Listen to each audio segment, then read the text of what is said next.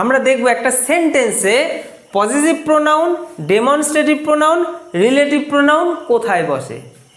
This is my pen, এটাকে আমি বলতে পারি this pen is mine.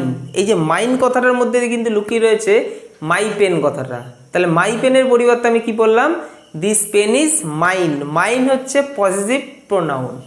Next দেখো demonstrative, this is my shirt. Demonstrative pronoun হচ্ছে নাউনটাকে আঙুল দিয়ে দেখায়, দিস ইজ মাই শার্ট। এই দিস কথাটা হচ্ছে শার্টের জন্য এসছে এবং শার্ট এই নাউনটাকে একদম আঙুল দিয়ে দেখাচ্ছে।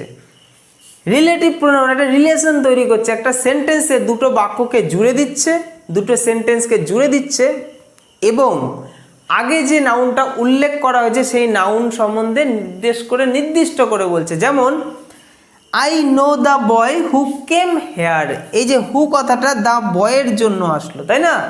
তাহলে